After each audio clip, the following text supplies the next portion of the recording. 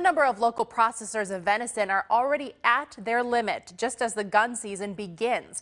So they're asking hunters to freeze the meat and bring it in for processing in the new year.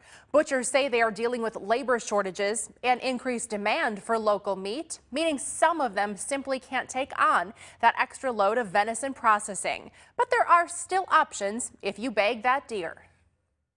Anyone who processes beef and hogs right now, there's not many of us left, so we're all kind of backed out at least a year and a half. Most of us are.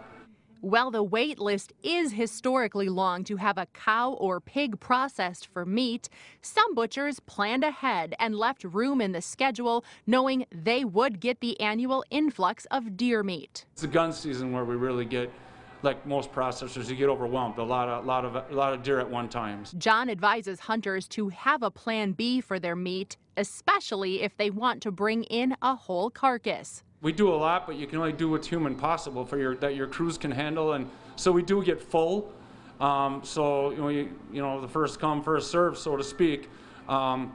We do as many as we can. If we don't take your deer, it's nothing personal. We don't like to turn anyone away. It's just that we're only human and you can only do so much. At that point, we do take boneless venison year-round. The sausage can take up to a month or a little over a couple months, maybe sometimes, depending on when they bring it in. We don't rush. We take a lot of pride in our sausage, and we won numerous awards on it. This November rush isn't anything new, but butchers are expecting there to be even more demand than in a typical year. A healthy deer herd, and a lot of guys are out hunting now, especially you can't do much else.